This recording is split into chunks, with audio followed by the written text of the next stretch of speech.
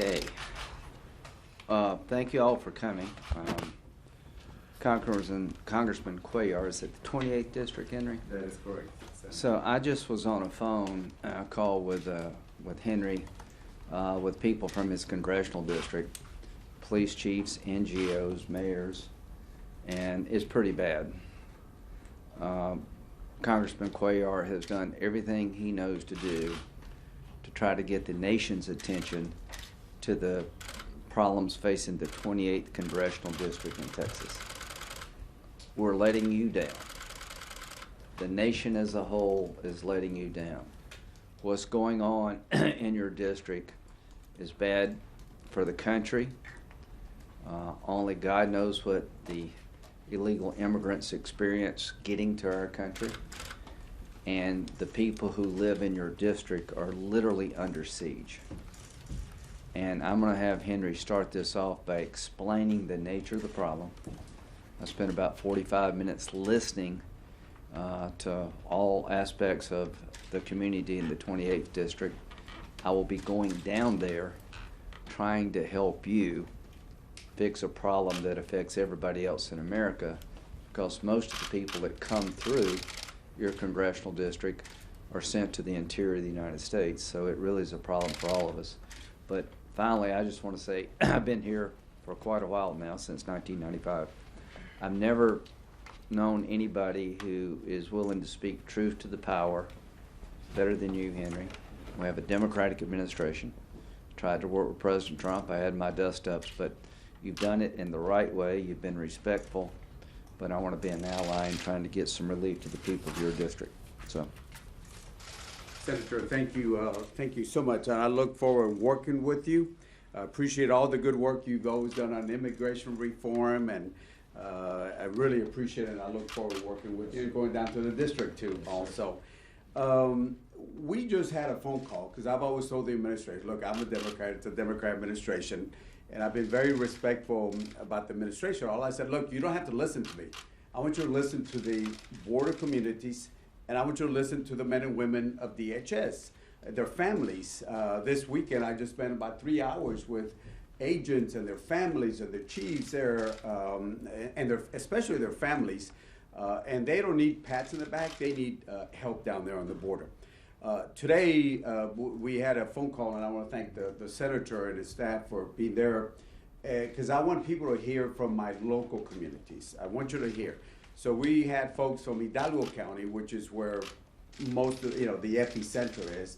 We had a county judge, county commissioners, mayors, police chiefs, and other folks there. We went to Stark County, same thing, county judges, commissioners, cities, mayors, sheriffs, Zapata, and of course Hidalgo. And you heard, Laredo, you heard Webb County, and the mayor is very passionate, Mayor Sines and other folks, Chief Landina and other folks.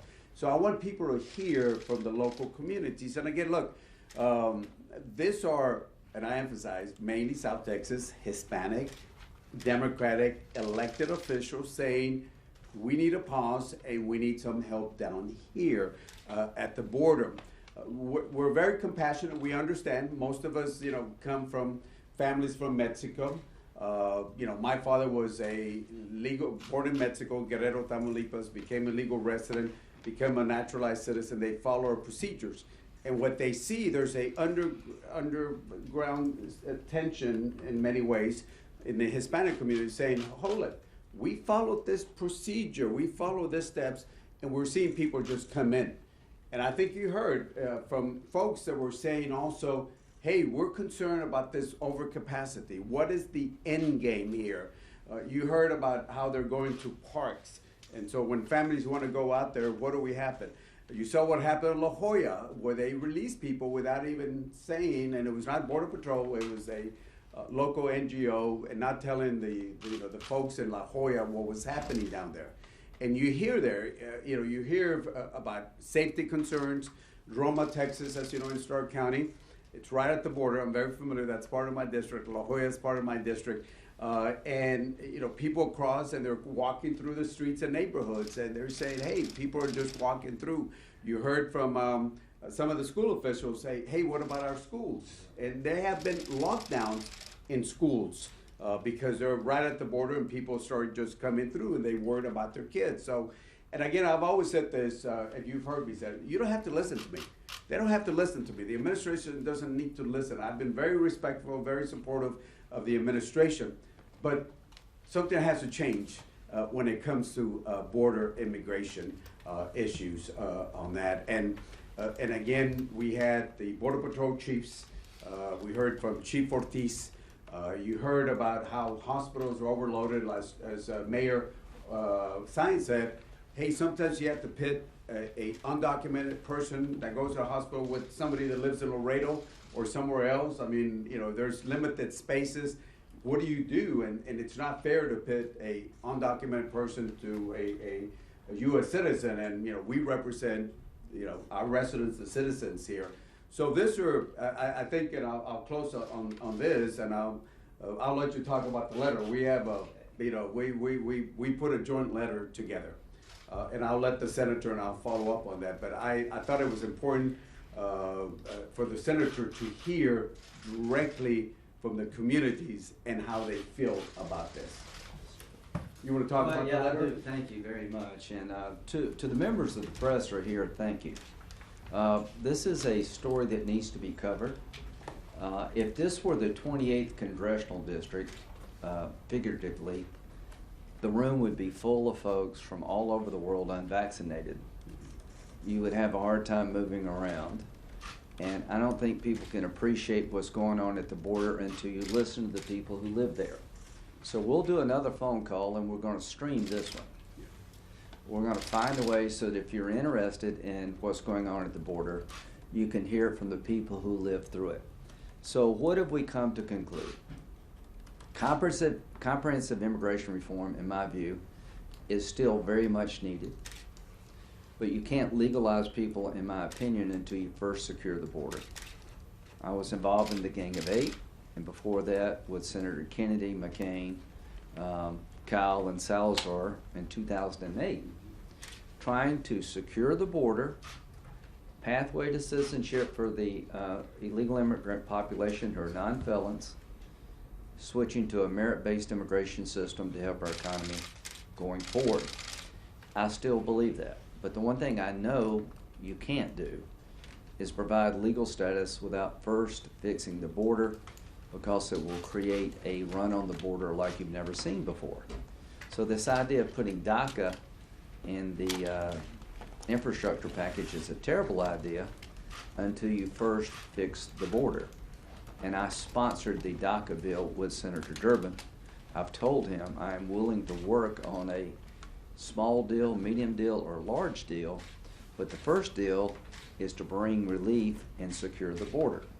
So Henry and I have come to conclude it's now time for a new set of eyes on this problem. That the people in charge have had 6 months and it's getting worse. And I'm not here to throw partisan stones today, but something's got to give, right? So we were talking yesterday, what could we do? Who do we trust? Who do we believe could help us get out of this mess? And we both concluded almost instantaneously, Jay Johnson. Jay Johnson served with President Obama. He was a Democrat. I have a lot of respect for Jay. He was general counsel at DOD, and he dealt with these issues as secretary. So the bottom line for me is that we're urging President Biden to create a special position to bring order to chaos, put somebody in charge whose focus is just on the border and all the problems associated with it, that would have credibility in the eyes of Congress, and that's Jay Johnson. I can promise you that most Republicans respect Jay Johnson. And if Jay would be willing to do it, and if President Biden would be willing to nominate him, I think you would find solutions pretty quickly. So that's what the letter's about. Something's got to give, a new set of eyes. So what's causing this? It was the police chief, I think, who said this third wave of illegal immigration is brought to you by Washington, D.C. The pull factors by policy changes. The new pull factors are too great for any money to the Northern Triangle to matter. I worked with Vice President Biden to put $750 million into the system to help the Northern Triangle countries with their rule of law issues, with their economy, with their corruption problems. I am willing to invest more. But the root cause of this wave of illegal immigration is not a deterioration in the last 6 months of the Northern Triangle. It is that we've changed our policies where people all over the world believe now's the time to go to America illegally, because once you get there, you're going to stay. Now, what did Jay Johnson do on his watch? We had a wave of unaccompanied minors and families coming from Brazil to take advantage of the asylum program. Jay Johnson got on a plane and flew back with these people to Brazil. He sent a signal to the source of the problem that this is not the way to enter the United States. We had 188,000 people come across last month. About 25 to 30% were not from the Northern Triangle. Every week that goes by, the word spreads throughout the world that the border is now open. If you can get 1 foot in the United States, likely you're not going to leave. So what we're asking for is for the administration to put somebody new, a new set of eyes, in charge of this problem and working in a bipartisan way to provide the resources and the policy changes to have a timeout so that we can catch our breath as a nation, give the people of Laredo and the surrounding areas some relief. Now, what did I learn? I learned it is hell on earth right now in his district given this problem. That the hospitals are full, that neighborhoods have hundreds of people every day walking through the neighborhood, crossing our border illegally, and it's very unnerving. That the police are overwhelmed, that the COVID numbers are increasing, that the Border Patrol is doing the best they can. A shout out for the Border Patrol. I've been to Iraq and Afghanistan, I think 57 times. I've seen our men and women in the military in action under the most difficult circumstances imagined. I would put the Border Patrol and Customs agents who are dealing with this crisis on par with them. They're incredibly dedicated Americans, and I don't know how they go to work every day. What they see in terms of small children, the overwhelming nature of this problem, I just don't know how they do it, and I want them to know that Henry and I consider you all and your families American heroes. So I've sent 3 letters. One with Congressman Cuellar to President Biden to put a new set of eyes on the problem, somebody we all trust, Jay Johnson. I hope you will consider that, Mr. President. And I stand ready to work with Jay or anybody else that has a rational plan for it. Number 2, I've written a letter to Dr. Fauci, and I'll give you a copy. I don't know what we should be doing, but I know this. I'm vaccinated. I've tried to be a responsible citizen. If you're not vaccinated, you need to get vaccinated, because I think the risk to you and your family and the community goes down greatly. I think it is safe, and I think it is highly effective. How you control the COVID problem in America must include an analysis of the border. We've had 50,000 people released in the United States because the Border Patrol ran out of capability and capacity to hold them. They literally put them on buses and shipped them throughout the country. I dare say any of them were tested. I dare say that the system at the border is not controlling the problem associated with COVID coming from other countries. In Guatemala, the vaccination rate is less than 1%. So I've got a letter to Dr. Fauci. As you tell us what to do as a nation, you need to look at the situation at the border and give us an opinion as to whether or not it makes sense what we're doing. And let me tell you, I think it makes no sense. I have a German engineer who works for BMW in South Carolina. So Germany invested heavily in the BMW plant in Greenville, South Carolina, Greer, South Carolina. The man wants to go home to see his, I think, mother or father, somebody who's critically ill, and I'm having to move heaven and earth to get him legally able to go back to visit his mother in Germany. I can't go to Canada, you can't go to Europe because of COVID restrictions. But we're having 1.2 million people cross our border being detained with no rational policy at all. Probably the best thing for the German engineers, go down to the border, get caught, we'll probably send them to Germany. This makes no sense. It's dangerous. It needs to stop. So Dr. Fauci, you need to answer my letter as to whether or not you understand what's going on at the border and what changes do we need to make, if any, to really deal with the COVID problem, because I think the super spreader event of all super spreading events is at our southern border. To Secretary Mayorkas, I wrote you a letter last week. Of the 1.2 million people who came here illegally, how many of them have been tested? How many of them have been released to the United States? How many positives were there? And what system do you have in place to ensure testing? What happens if somebody comes up positive? And of the 1.2 million, how many have been allowed to stay in the United States? And what protocols do we have to deal with COVID? To the NGO community in your district, they're American heroes on the same footing as the Border Patrol. The Catholic charities and others are giving refuge to these folks. They're being overrun, and the system is literally broken. We're creating a national security nightmare for this country. It would be very easy for terrorists to integrate themselves in the flow of illegal immigration. Our border communities are under siege. The hospitals are full. The cops are having to do more than they can possibly do. And it is now time to define the problem and fix the problem. Count me in for investing in Northern Triangle countries as part of a solution, but the pull factors have to change. And I just want to thank Congressman Cuellar for having the guts to speak truth to power, to let the administration know what's going on the ground. And what's so sad for me is I had a mask that said,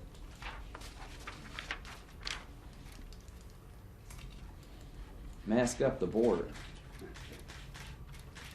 I mean, if you're really worried about who should be wearing a mask, you need to fix the border. This is a border completely porous and open when it comes to COVID. There are no protocols in place, and the capability of the Border Patrol to manage the flow has just been lost.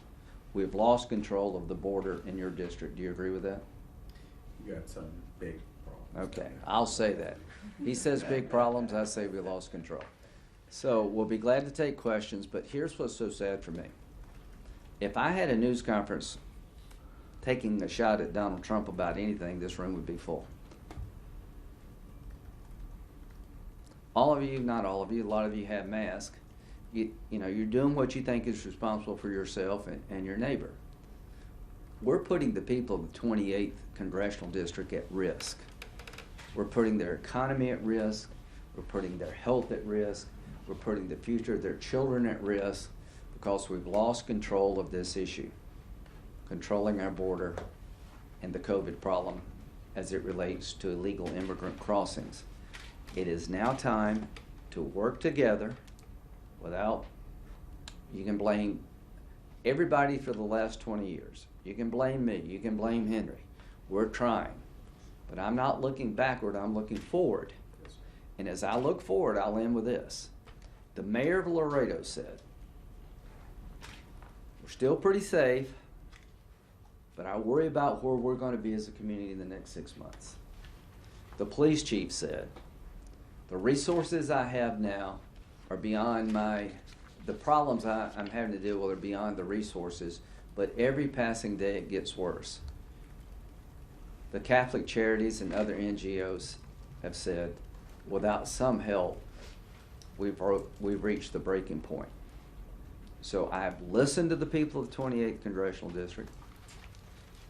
Your congressman has been the most effective voice in all of Washington about trying to find a way forward. I join his cause. I stand ready to work with the Biden administration, Democrats and Republicans, but I will not let this go without one hell of a fight. Questions? Preguntas en español or English? Sí, en You be in español. charge of this, Spanish. I was going to let you do it. Tengo una in pregunta en español. español, si It'll se be a very puede. short news conference. El senador Graham ha dicho que legalizar, dar camino a la ciudadanía para un grupo de inmigrantes sería un error si es que primero no se soluciona el tema de la frontera. ¿Cuál es su posición en cuanto a legalizar a un grupo de inmigrantes indocumentados en el proceso de reconciliación? Sí, bueno, necesitamos tres cosas cuando hablamos de inmigración. Necesitamos asegurar la frontera, necesitamos un programa de trabajos temporales y necesitamos también tener una manera para ser ciudadanos los 11, 12 millones de personas que tenemos. Usted oyó al senador, él no está de acuerdo de la Constitución. Para mí, si es posible, lo quiero ver. Quiero ver algo entre demócratas y republicanos, pero si es la única manera de poner en la Constitución, si se puede hacer, no sabemos, todo depende de la decisión que se va a hacer, yo lo apoyo. Okay. Sí. Sí. Have you all spoken to Jay Johnson about this? No, he's here Oh, I'm sure he's listening to us on that, yeah. Look, I have his contact, I have reached out, it's been a little busy, I've been getting home about 11 o'clock. Look, first of all, we're not criticizing anybody that deals with the border, but we do need a new set of eyes. You know, businesses do it all the time. Hey, let's bring an outside person to come in and give us a new eyes. We've had a border czar. If you recall, we'd had Roberta Jacobson. In my opinion, she did great in Central America. Being border, I think that might have been a little different, and she's not there. We don't have a border czar. We've had border czars in the past. And I think bringing somebody like Jay Johnson, and I think you heard me, I've always said Jay Johnson as the senator, and we said we agree on him. And he was compassionate, but he followed the law.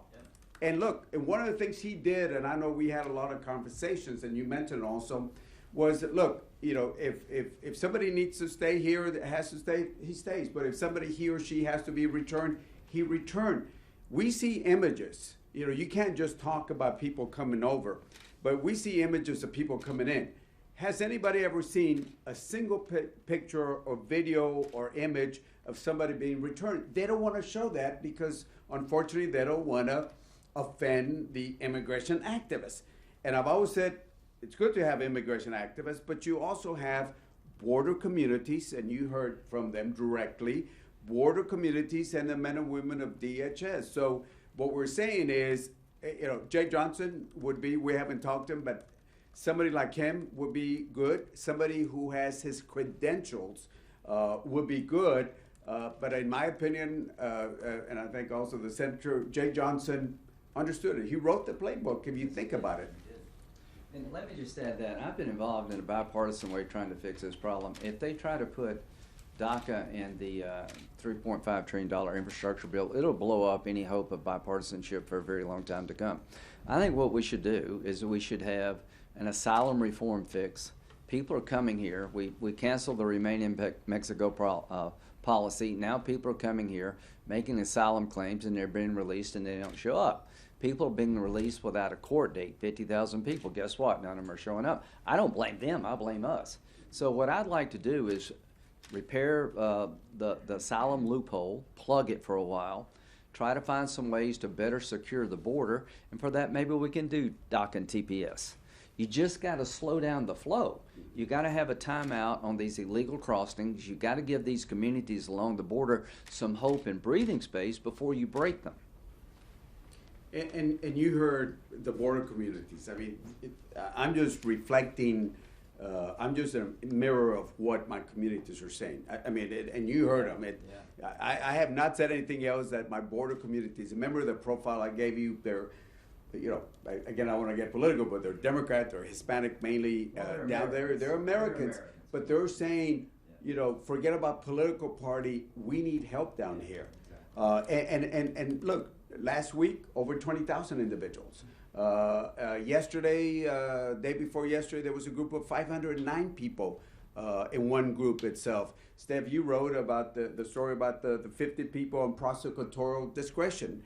Last week, it was actually 55,000 people. That basically, people are being put on the honor system to show up. on immigration. With that, I don't think the honor system should be the protocol that you should use, because as you wrote, people are not showing up. They're not given a notice to appear. So you have the notice to appear, then you have the prosecutorial discretion, the 55,000 plus. You have large numbers, and I've asked the administration very respectfully, what is the end game? What is the end game on this? And I don't know if they know the answer, or maybe they don't want to share it with me. What is the end game? And as the senator said, we got to look at push factors and we got to look at pull factors. If you just focus on the push factors down there, we've invested billions of dollars. You worked on the Senate side here. I worked with Kate Ranger, Republican from Fort Worth, on the 750 on the House side on the appropriations. We've added billions of dollars to Central America, but we still have people coming in.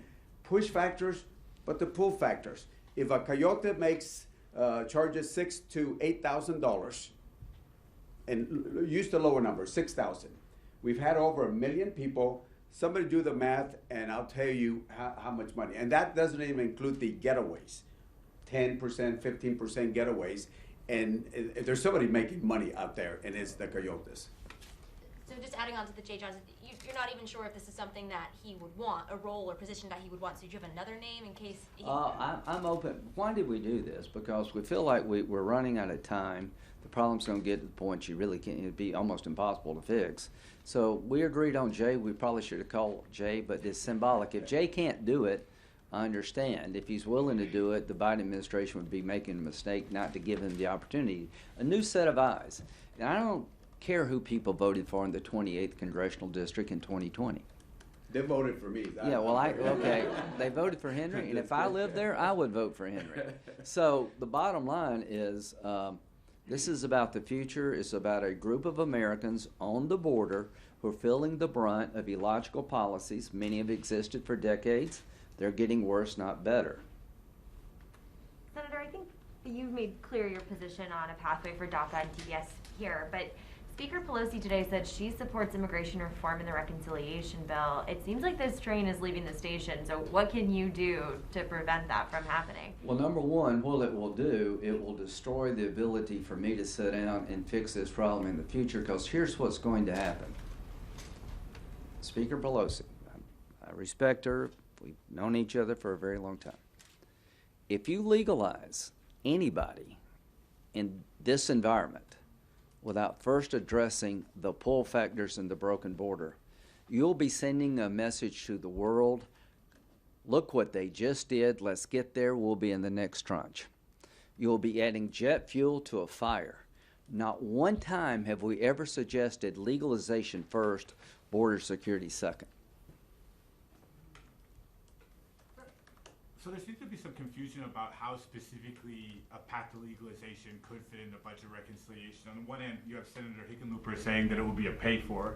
On the other hand, you have Senators Harper and Cardin saying that there's funding for it. Chuy Garcia said yesterday that there's a top line figure of $126 billion. So beyond sort of like the legalization elements, I know you're here to talk about border security. How does these things fit together then? If you want border security, say, through reconciliation, it would need obviously a reconciliation is a partisan process, right, that needs to be abandoned when it comes to illegal immigration. He's a Democrat, I'm a Republican. I think I can buy into aid to the Northern Triangle. To Vice President Harris, it's not that I disagree that the conditions in the Northern Triangle need to be addressed. Vice President Biden knows very well that I was the go-to Republican to put into the Senate bill, the SFOP bill, a $750 million program to combat corruption, improve the economy, and help deal with the underlying push factors, okay? Count me in for that. But if you just did that and you didn't change the pull factors, more and more people are coming outside Northern Triangle countries. And if you legalize somebody without first dealing with the pull factors, you're going to have a wave of new illegal immigration from all over the world. We have never done legalization then border. So my belief is stop the partisan process for legalization.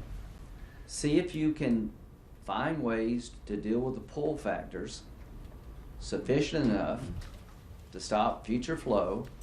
I will deal with the underlying push factors, and we'll have a pathway to citizenship for a group of people that are probably very deserving.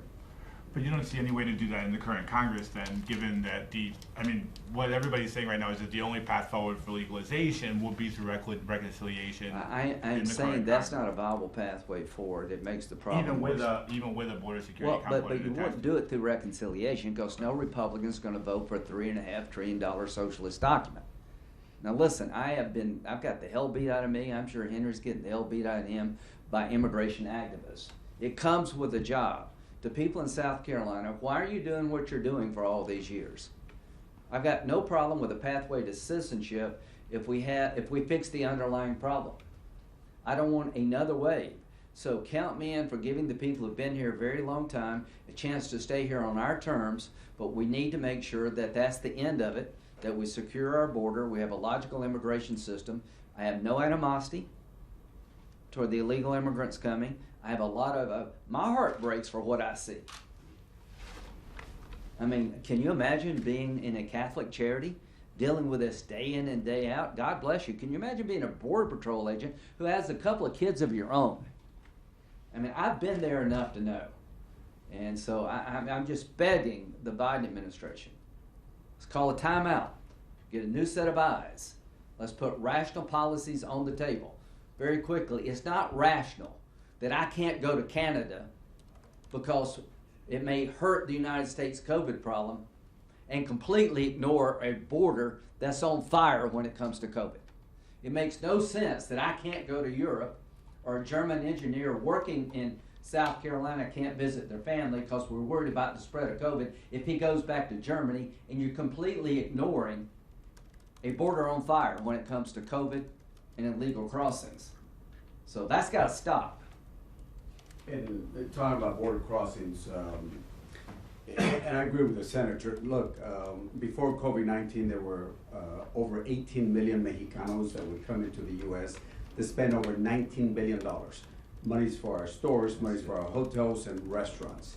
And I talked to the secretary several times. I've talked to CDC. I've talked to Dr. Anthony Fauci. I think Dr. Anthony Fauci understands why can we not lift the border restrictions. So what people ask me in my district is, let me get this right. So we're not letting the legal visa holders from Mexico that spend billions of dollars in the U.S., over $19 billion a year, pre-pandemic numbers, but you're letting undocumented in. And I've asked the secretary, why are the legal visa holders a health issue, but the undocumented not a health issue? And again, I'm for strong border security. I said it in the appropriations. On reconciliation, I have a different position from the senator, and I respect his position. I want to see bipartisan. The last time we had bipartisan was Ronald Reagan and the Democratic Congress. They did amnesty. I don't agree with amnesty. I do not believe in amnesty, I can tell you that. But I want to see it bipartisan, but unfortunately we can't do it. I've been here not as long as you. I've been here 16 years, and we've been talking about immigration. I do want to see immigration. If we have to look at that path, I know it's political. I prefer a bipartisan approach, and I know the senator's been very active in the Gang of Eight and other folks on that, but we'll see what happens on that. And it depends on what the parliamentarian says. It's going to depend on the Senate side. I've asked CRS, they told me it's possible, but they're not the final decider. It's going to be the parliamentarians. Congressman, do you support overruling the parliamentarian if they were to I don't sit on the Senate, so I can't answer that question. And also, you mentioned a preference for citizens in hospital beds over undocumented immigrants. Do you believe that you represent the illegal immigrants in your district?